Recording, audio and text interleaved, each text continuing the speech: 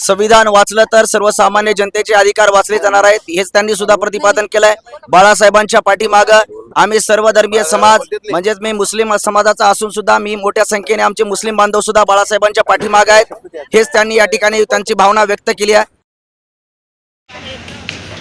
वंचितांचे हक्क डावलण्यात येत आणि त्या संदर्भात हे जे सुरू केलेलं आहे 2023 आम्ही जेव्हा सुरू आलेलो होतो अकोल्याचे सगळे पदाधिकारी, महिला मंडळ, युवा संघटना वगैरे सगळे, आणि आताही आम्ही सर्वजण आलेलो आहोत.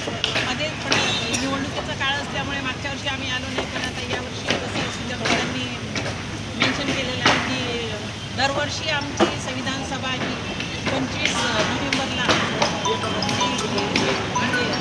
माझी 5ला होणार आणि आम्ही दरवर्षी येणार. तसं दीक्षाभूमीला आम्ही प्रत्येक वर्षी जात असतो, तसंच इथेही आम्ही 6 डिसेंबरला गेले तर 25 नोव्हेंबरला सुद्धा दरवर्षी येतो हे बोलते. आणि अशाच योजना आम्ही पक्षाच्या वतीने, आघाडीच्या वतीने आम्ही नेहमी राबवू आणि प्रत्येक वेळेस सर्व संघटना याच्यासोबत राहील अशी मी सर्वांना विनंती करते आणि आग्रह सुद्धा करते. ही संघटना ही चळवळ आहे, ही आपल्या सर्वसामान्य लोकांसाठी आहे आणि जरुरी आहे. धन्यवाद. जय भीम. धन्यवाद आपण दिलेल्या माहितीबद्दल.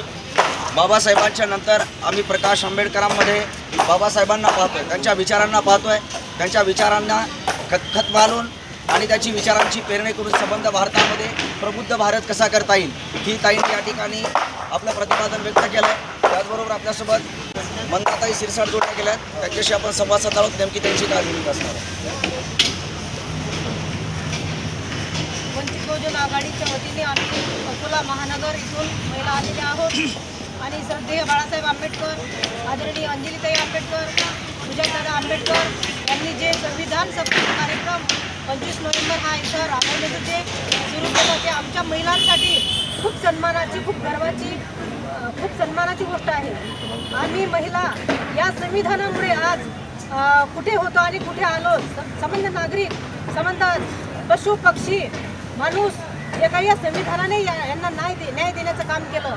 आम्ही या तळागाळाला जे शोषित पीडित समाज होता त्या समाजाला ज्या संविधानाने न्याय द्यायचं काम केलं आणि त्या संविधानाचा जर सन्मान होत असेल आणि त्या सन्मानासाठी जर जास्तीत जास्त लोकांनी, जास्तीत जास्त तळागाळातील लोकांनी जात पात न देखता, पक्षपाती न देखता या सन्मानाच्या कार्यक्रमासाठी, या संविधानाच्या कार्यक्रमासाठी यायला पाहिजे. आणि या संविधानाच्या कार्यक्रमाचा आम्ही खूप आनंदाने स्वीकार करतो. या आनंदाने आम्ही इथं खूप आनंदाने, खूप उल्हासाने आलेल्या महिला आहोत, कारण संविधानाप्रती आमच्या मनात खूप आदर आहे. संविधानाप्रती आम्ही आज कुठल्या कुठे पोहोचलेला आहोत. म्हणून या संविधान सप्ताहाचा मी खरोखर कौतुक करते आणि साहेबांचे, अंजलीताई आंबेडकर, सुजातादा आंबेडकर, आमचा वंचित बहुजन आघाडी पक्ष यांचे मी खूप खूप आभार मानते. सर्वांना जय भीम करते. बाबासाहेब आंबेडकर फक्त चूल आणि मूल न राहता महिलांमध्ये अतिशय प्रगती पाहायला मिळते. आम्ही कुठे होतो आणि आता कुठे पदावरती जाऊन बसलोय हेच प्रतिपादन या ठिकाणी व्यक्त केलं आहे. त्याचबरोबर आपल्यासोबत ज्येष्ठ सुद्धा पदाधिकारी सुद्धा उपस्थित आहेत, त्यांच्याशी आपण संवाद साधणार आहोत. काय सांगता येईल का? मी निवृत्ती सर्जेराव घोरपडे, संभाजीनगरमधून आलेलो आहे. आम्ही आंबेडकर नगरमधून, संभाजीनगरमधलं आंबेडकर नगर म्हणून या ठिकाणी आज आमचे नेते सगळे सर्वस्व प्रकाश तथा बाळासाहेब आंबेडकर यांच्या नेतृत्वाखाली वंचित बहुजन आघाडीने या संविधान सन्मान सभेचा आज या ठिकाणी 25 नोव्हेंबरचा आयोजन केलेलं आहे. आणि त्या सभेला आम्ही आमच्या वार्डातून जवळजवळ 50 कार्यकर्ते मी घेऊन आलेलो आहे.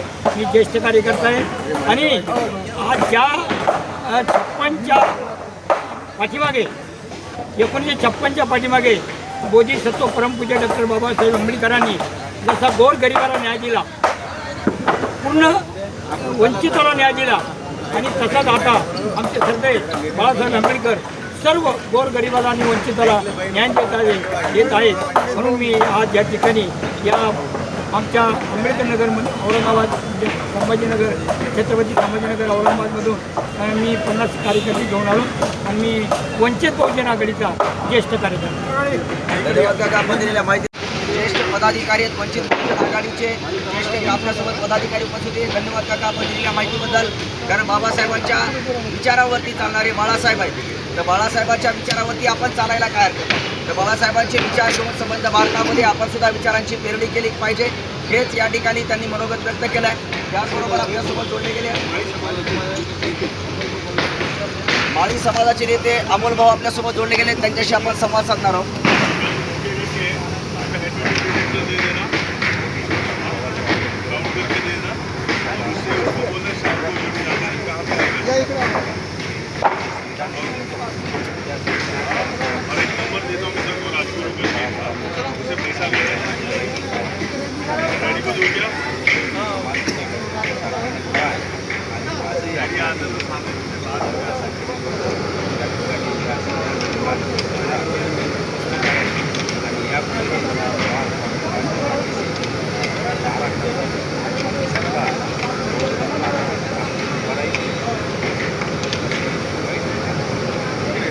धन्यवाद आपण दिलेल्या माहितीबद्दल.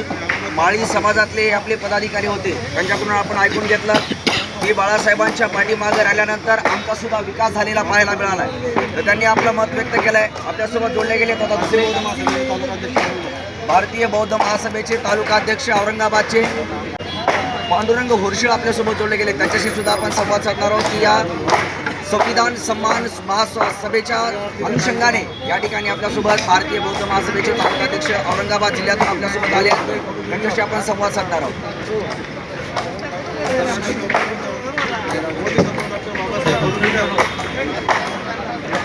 एक मिनिट भारतीय बौद्ध महासभा आणि या समितीचे संस्थापकीय अध्यक्ष डॉक्टर बाबासाहेब आंबेडकर, द्वितीय अध्यक्ष चैत्यभूमीचे निर्माते व बौद्धाचार्याचे जनक सूर्यपुत्र भैयासाहेब आंबेडकर, तसेच तृतीय अध्यक्ष व वर्तमान राष्ट्रीय संरक्षिका आदरणीय महाउपशिका करुणीच्या महासाहेब मीराताई आंबेडकर, या संस्थेचे राष्ट्रीय चेअरमन डॉक्टर हरीशरावले सर व तसे रिपोर्टिंग ट्रस्टी डॉक्टर सुभाष जंजाळ सर, तसेच भारतीय बौद्ध महासभेचे सर्व कार्याध्यक्ष व संत सैनिक दलाचे राष्ट्रीय अध्यक्ष डॉक्टर भीमराव यशवंतराव आंबेडकर व तसेच राष्ट्रीय सल्लागार आदरणीय प्रकाशदादा बाळासाहेब आंबेडकर आणि आंबेडकर घराण्याच्या आशोभतीने चाललेल्या धर्मकार्यात माझा पंचायत प्रणाम व आपण सर्व जमले आपण सर्वांना देखील या ठिकाणी सविनय जमीन करतो.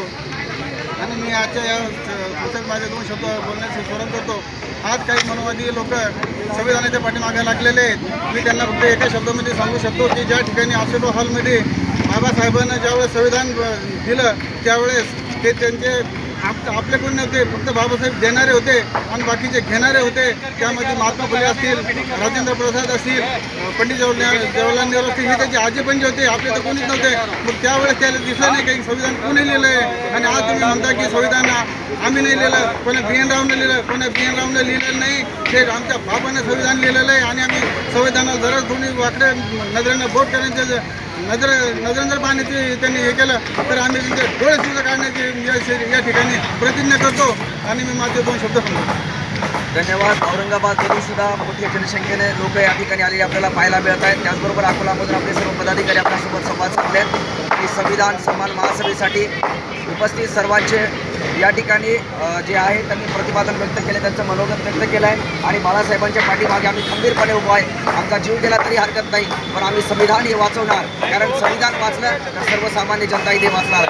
आपण ही अपडेट बातम्या 24 तासच्या माध्यमातून पाहिली. बातम्या 24 तासवरती आपण नवीन असाल तर कृपया चॅनलला सबस्क्राईब करा आणि बेल आयकॉनला मात्र प्रेस करायला विसरू नका. अशाच प्रकारचे नवनवीन व्हिडिओ आणि अपडेट्स मी चॅनलवरती घेऊन असतो. तुर्तास कॅमेरामन मकरंद वावळेसह प्रज्ञावंत गायकवाड, बातम्या 24 तास.